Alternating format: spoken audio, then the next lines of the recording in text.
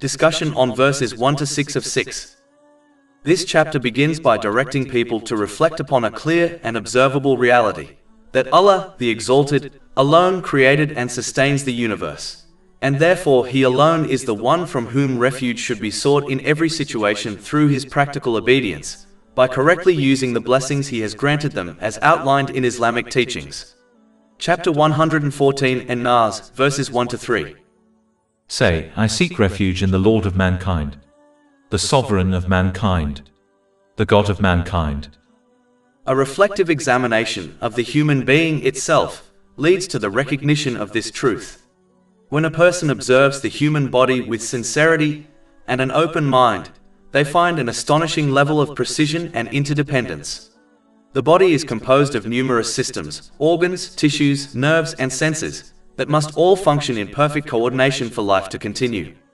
Each system depends upon the others, and even a minor disruption can lead to illness, weakness, or death. From this perspective, it becomes clear that such a system cannot reasonably be the result of chance or randomness. Just as even a simple structure requires design, knowledge, and maintenance, the human being, with its immense complexity in both physical and psychological functioning, logically points to a deliberate creator and sustainer. The continuous regulation required to maintain life, balance, and stability further indicates ongoing divine control rather than independent existence. In addition, the human being is not only a physical structure but also possesses emotions, cognition, and consciousness. These inner dimensions are equally complex and interwoven, influencing behavior, decision-making, and well-being. Emotional stability, mental clarity, and psychological balance all depend upon countless subtle factors working together in harmony. When this balance is disrupted, distress, confusion, or illness may result, further highlighting the fragile yet precisely maintained nature of human existence. Therefore, reflection upon the human being leads to the understanding that existence itself is dependent, sustained, and governed. This naturally directs a person to recognize that refuge should only be sought with Allah, the Exalted, who alone possesses complete knowledge, power, and authority over all states of being. Seeking refuge with Him is not limited to words, but is expressed through obedience, by aligning one's actions with divine guidance and using the blessings granted in accordance with Islamic teachings. From this understanding, the message of the verses quoted earlier becomes practically clear. Since Allah, the Exalted, is the Lord, Sovereign, and God of mankind, then dependence upon Him should be complete. This dependence is demonstrated through trust in His wisdom, adherence to His guidance, and the recognition that true protection, stability, and balance in life can only be achieved through Him. Ultimately, this reflection leads a person to a deeper awareness that every aspect of human existence, life, health, emotion, and consciousness, remains under continuous divine governance. Recognizing this reality naturally cultivates humility, reliance upon Allah, the Exalted, and a commitment to live in accordance with His guidance, which leads to true balance and peace in both this world and the hereafter. Chapter 114 and Naas, verses 1 to 3. Say, I seek refuge in the Lord of mankind, the Sovereign of mankind, the God of mankind. A person who provides for another in some capacity, such as by offering housing or sustenance, is generally considered deserving of gratitude. By this standard, since Allah, the Exalted, is the one who has granted every blessing in existence, it is only just that all gratitude is directed to Him. Gratitude, in its truest form, is not limited to outward expressions, but is rooted in intention, speech, and action. With regard to intention, gratitude means that a person performs all actions solely to attain the pleasure of Allah, the Exalted. Any action carried out for ulterior motives will not carry spiritual reward, as has been warned in a hadith found in Jami at Tirmidhi, number 3154.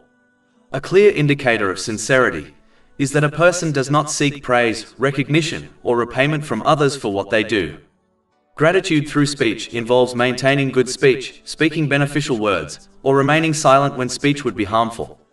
Gratitude through action involves utilizing every blessing, whether health, wealth, time, or ability, in ways that are pleasing to Allah, the Exalted, as outlined in the Holy Quran and the traditions of the Holy Prophet Muhammad, peace and blessings be upon him. When these three dimensions of gratitude are combined, a person is guided towards increased blessings and inner peace in both worlds, through achieving a balanced mental and physical state and correctly placing everything and everyone within their life. Chapter 14 Ibrahim, verse 7. If you are grateful, I will surely increase you in favor. Furthermore, when a person owns something, it is understood that they have the right to determine how it is used. Since Allah, the Exalted, is the creator, owner and sustainer of everything in existence, including every individual and every possession, then all control ultimately belongs to Him alone. From this perspective, it is both rational and appropriate that a person submits to His guidance, recognizing that obedience to Allah, the Exalted, is obedience to the One who truly owns all things. In a similar way, when something is entrusted to someone as a loan, the borrower is expected to use it in accordance with the wishes of its owner. In this analogy, all worldly blessings are understood as a trust rather than absolute possessions. A person is therefore accountable for how they utilize what has been given to them. And the proper repayment of this trust is to use these blessings in ways that are pleasing to Allah, the Exalted. By contrast, the blessings of paradise are described as a gift, where there is no restriction or trial in their use. Chapter 7 Al-Araf, verse 43. And they will be called, "This is paradise which you have been made to inherit for what you used to do." From this understanding, a person is encouraged not to confuse temporary worldly trusts with eternal divine gifts, and to recognize the different responsibilities attached to each. Chapter 114 and Naas, verse 2. The sovereign of mankind. Allah, the Exalted, is the possessor of absolute sovereignty, a sovereignty that is entirely free from imperfection, limitation, or deficiency. His dominion has no beginning and no end, and it is not subject to increase, decrease, or constraint. He exercises complete authority over all creation through perfect management, decree, and judgment, without reliance upon any partner, helper, or assistant. Nothing can oppose His will or prevent its execution. At the same time, He is entirely self-sufficient, needing nothing from creation, while every created being is in absolute need of Him. When a person acknowledges Allah, the Exalted, as the true King, this recognition naturally entails acceptance of servitude to Him. A servant, by definition, submits to the authority of their master. In this sense, true submission involves fulfilling His commands, avoiding His prohibitions, and approaching all decisions with trust in His wisdom. A sincere servant does not object to the decrees of the king, but instead recognizes that his judgment is rooted in perfect knowledge and wisdom, even when the outcome is not immediately understood. Chapter 2 Al-Baqarah, verse 216. But perhaps you hate a thing and it is good for you, and perhaps you love a thing and it is bad for you. And Allah knows while you know not. When a person truly recognizes Allah, the Exalted, as the King, they will not turn to others as ultimate sources of help or reliance. Instead, they will seek assistance through obedience to Him and trust in His guidance. Such a person understands that obedience to the Creator brings protection from creation, whereas prioritizing creation over the Creator leads to vulnerability, since creation itself has no independent power to protect or benefit without His permission. This principle is reflected in a hadith of the Holy Prophet Muhammad, peace and blessings be upon him, found in Sunan Abu Dawood, number 2625, which affirms that there is no obedience to creation when it involves disobedience to the Creator. On a personal level, a person is encouraged to reflect this understanding internally by cultivating discipline over their own inclinations. The spiritual heart is viewed as the governing center of moral direction, and when it is guided by knowledge and sincerity, it directs the rest of the body towards righteous action. This meaning is supported by a hadith found in Sahih Muslim, number 4094, which explains that when the heart is sound, the rest of the body becomes sound, and when it is corrupted, the rest of the body follows in corruption. In this way, a person is encouraged not to become a slave to unchecked desires, but instead to exercise control over them in accordance with divine guidance. True freedom, in this sense, is found in liberation from servitude to desire and attachment to worldly influence. When this state is achieved, a person attains a form of inner mastery where desires no longer dominate them, but are instead disciplined and directed. This is described as a kind of spiritual kingdom, in which the individual governs their impulses through obedience to Allah, the Exalted, rather than being governed by them. Such a person becomes detached from reliance on worldly forces, not in the sense of abandoning responsibility, but in the sense of recognizing that ultimate power and control belong only to Allah, the Exalted. Whoever perfects this state of servitude and discipline is promised elevation in both this world and the next, through obtaining a balanced mental and physical state, and through correctly placing everything and everyone within their life, as true honor lies in complete submission to the only King. The ultimate outcome of those who fulfill the rights of servanthood has been described in the Holy Quran as being granted a high station in the presence of the one who holds absolute sovereignty. Chapter 54 Al-Qiyamah, verse 55. In a seat of honor near a sovereign, perfect in ability. Chapter 114 and Naas, verse 3. The God of mankind. It is important to recognize that false objects of worship are not limited to physical idols alone. In reality, anything that a person obeys in a way that contradicts the obedience of Allah, the Exalted, can become a form of misplaced devotion.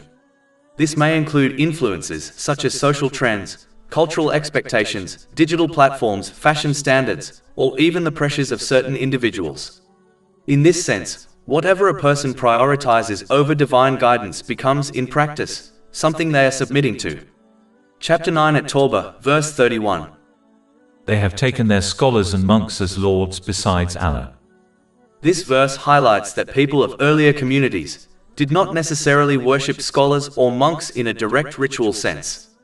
Rather, they elevated their obedience to these figures to the point where it led them into actions contrary to the guidance of Allah, the Exalted. In this way, obedience itself became a form of worship. A similar principle is also mentioned regarding the devil. Chapter 36 Yasin, verse 60. Did I not enjoin upon you, O children of Adam, that you not worship Satan, for indeed he is to you a clear enemy? Here, worship is understood in the sense of following and obeying influences that lead away from obedience to Allah, the Exalted. While most people do not consciously intend to worship the devil, they may still fall into this category through actions that align with his influence when they knowingly choose disobedience. From this perspective, persistent obedience to anything that contradicts divine guidance places a person under the influence of competing masters. This often manifests as social pressure, workplace expectations, cultural demands, or online influence. When a person attempts to satisfy all of these shifting and inconsistent standards while neglecting divine guidance, it becomes difficult to maintain inner stability. Human expectations are often inconsistent and changeable, and trying to fulfill them all can lead to emotional strain, confusion, and dissatisfaction. The result of this divided loyalty is frequently internal distress, as a person struggles to reconcile conflicting demands without a stable moral foundation. Over time, this can lead to feelings of isolation, anxiety, and emotional exhaustion, particularly when external approval becomes the primary goal of behavior. In contrast, when a person centers their life around the obedience of Allah, the Exalted, their direction becomes clearer and less fragmented, reducing the pressure of constantly shifting expectations. Ultimately, this perspective encourages a person to evaluate what they are truly prioritizing in their daily choices. Anything that leads them away from obedience to Allah, the Exalted, is to be carefully avoided, regardless of how socially accepted or appealing it may appear. By doing so, a person seeks consistency, balance, and clarity in life, and aligns their actions with what is understood to bring lasting peace in both this world and the next. This chapter concludes by urging a person to actively seek protection from Allah, the Exalted, not only through words but through lived obedience to Him, against all influences, whether intentional or unintentional, that draw them towards disobedience. This protection is sought by turning away from anything that weakens faith, distorts judgment, or encourages harmful behavior, and by strengthening one's connection with divine guidance. Chapter 114 and Naas, verses 4-6. From the evil of the retreating whisperer, who whispers evil into the breasts of mankind, from among the jinn and mankind. These verses highlight that harmful influence can come from both unseen and seen sources, including people and environments that subtly or directly encourage wrongdoing. On a practical level, this serves as a warning about the impact of companionship and social influence, as surrounding oneself with negative or misleading influences has consistently been a major cause of moral and spiritual deviation. Human beings are, by their very nature, social creatures whose beliefs, habits, and character are shaped by the people they choose to associate with. Whether the influence is uplifting or corrupting, whether it appears immediately or settles gradually over time, companionship always leaves an imprint. It is never a neutral force. It is one of the most powerful factors in determining a person's values, emotional state, and ultimate direction in life. This universal truth was emphasized by the Holy Prophet Muhammad, peace and blessings be upon him, in a hadith found in Sunan Abu Dawood, number 4833, which highlights the profound impact that one's companions have on their spiritual and moral condition. A person inevitably absorbs the attitudes, behaviors, and outlook of those they spend time with, just as someone who enters a shop filled with perfume leaves carrying its fragrance, while one who sits near a blacksmith departs with the smell of smoke clinging to their clothes. For this reason, those who surround themselves with sincere, righteous, and mindful individuals will find their own hearts naturally inclined towards sincerity, humility, and obedience to Allah, the Exalted. Such companions remind them of their responsibilities, encourage them to use their blessings correctly, and inspire them to prepare for their accountability on the Day of Judgment. In the company of the righteous, a person's heart is uplifted, their intentions purified, and their conduct refined. They learn balance, mentally, spiritually, and physically, and are guided toward a life of purpose, stability, and contentment. Their thoughts become clearer, their priorities more ordered, and their emotional state more grounded. Conversely, those who choose the company of the heedless and misguided inevitably begin to reflect their attitudes and behavior. The change may begin subtly, almost imperceptibly, but over time it erodes spiritual awareness and weakens the connection with Allah, the Exalted. Such individuals become increasingly prone to following their desires, misusing the blessings granted to them, and neglecting their ultimate purpose. This corruption of the soul distorts their perception of right and wrong, causing them to misplace priorities, misuse relationships, and lose harmony in their lives. When obedience to Allah, the Exalted, is replaced with the pursuit of fleeting pleasures or misguided ideals, the heart becomes unsettled. No amount of material comfort can fill the emptiness created by spiritual neglect. A person in such company may outwardly appear successful or content, yet inwardly they suffer from anxiety, instability, and dissatisfaction. Their relationships become strained, their thoughts disordered, and their hearts weighed down by guilt, confusion, and regret. Thus, the consequences of poor companionship extend far beyond social influence. They lead to emotional turmoil in this world and spiritual ruin in the next. In contrast, righteous companionship nurtures inner peace, strengthens faith, and prepares a person for eternal success. It protects the heart from corruption, reinforces good character, and keeps one mindful of their purpose. For this reason, a wise person is always selective in their friendships, choosing companions who remind them of Allah, the Exalted, and whose character motivates them to walk the path of truth, virtue, and sincerity. Chapter 114 and Naas, verses 4-6.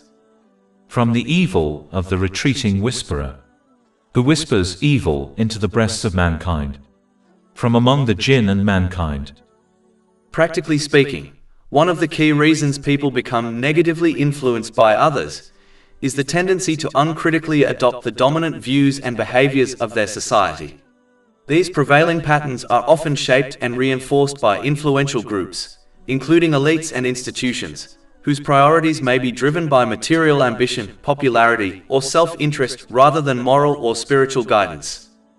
For this reason, a person is encouraged not to follow the majority simply because it is the majority. Widespread behavior is not a reliable indicator of truth or correctness, particularly when it conflicts with divine guidance. When a person repeatedly sees large numbers of people acting in a certain way, they may assume that such behavior must be correct or socially acceptable, and therefore imitate it without reflection. However, this assumption can be misleading, as history repeatedly demonstrates that majority opinion has often been proven incorrect when reassessed through knowledge, evidence, and time. Chapter 6 Al-An'am, verse 116. And if you obey most of those upon the earth, they will mislead you from the way of Allah. They follow not except assumption, and they are not but guessing. From this perspective, unthinking conformity is discouraged because it replaces reflection with imitation. A person is instead encouraged to use the intellect and capacity for reasoning that has been granted to them. This involves evaluating beliefs, behaviors, and social norms carefully, rather than accepting them automatically due to popularity or pressure. Blind imitation in matters of moral and spiritual importance is particularly criticized because it can lead a person away from meaningful reflection and accountability. Islam therefore encourages learning, understanding, and conscious practice of guidance, rather than passive repetition of inherited habits or social trends. Chapter 12 Yusuf, verse 108. Say, this is my way, I invite to Allah with insight, I and those who follow me. A person is expected to examine whether their actions align with divine guidance, even if doing so places them in contrast with the majority. By adopting this reflective approach, a person becomes less vulnerable to social pressure and more grounded in principle. Their decisions are then shaped by knowledge and conviction rather than imitation, allowing them to maintain consistency in both worldly conduct and spiritual responsibility. Chapter 114 and Naas, verses 4-6.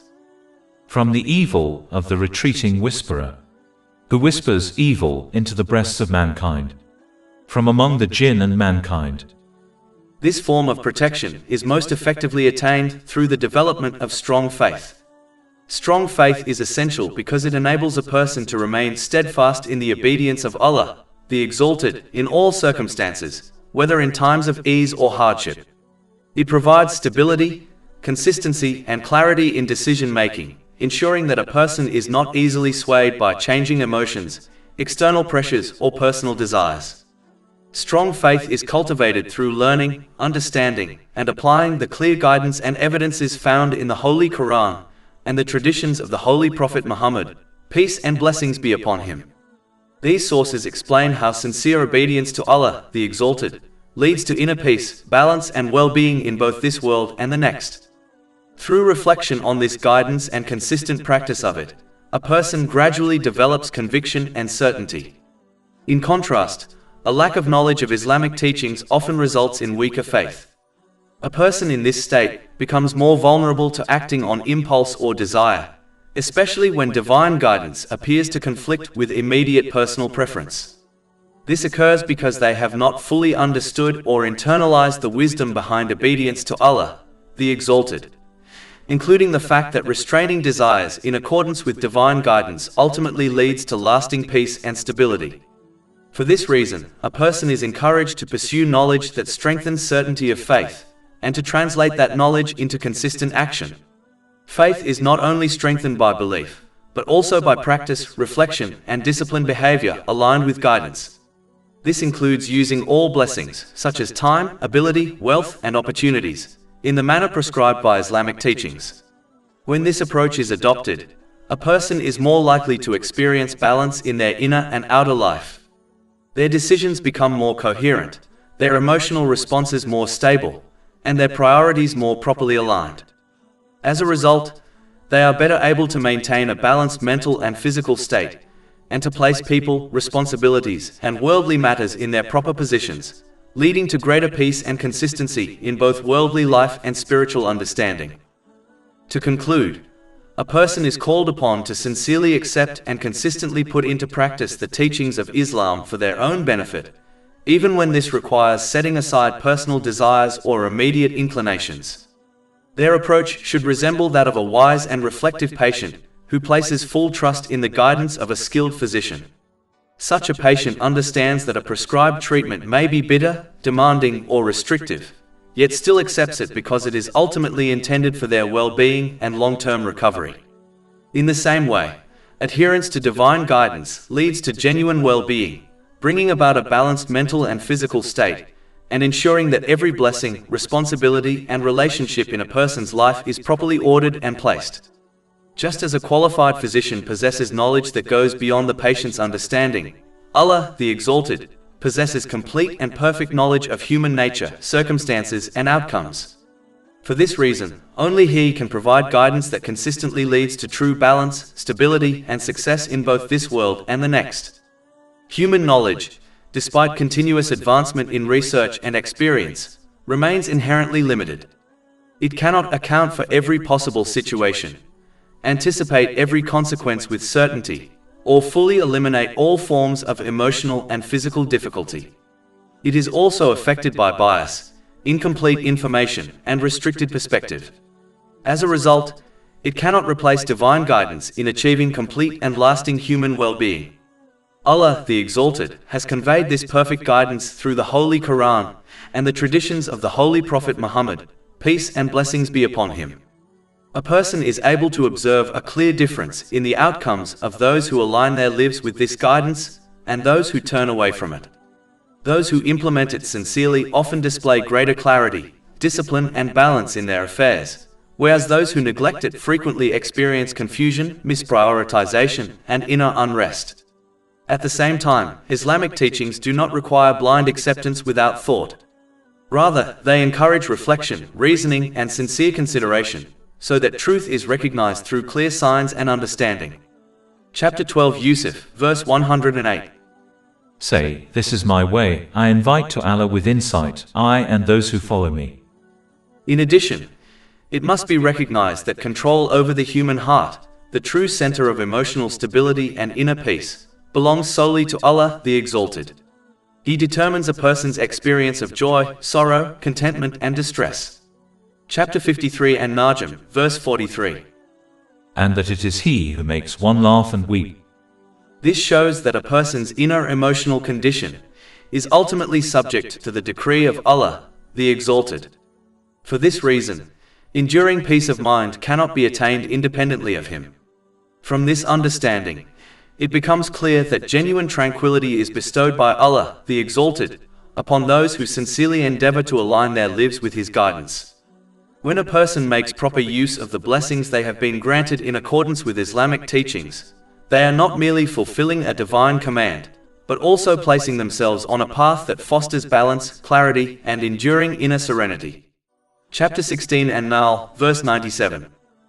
Whoever does righteousness, whether male or female, while he is a believer, we will surely cause him to live a good life, and we will surely give them their reward in the hereafter according to the best of what they used to do.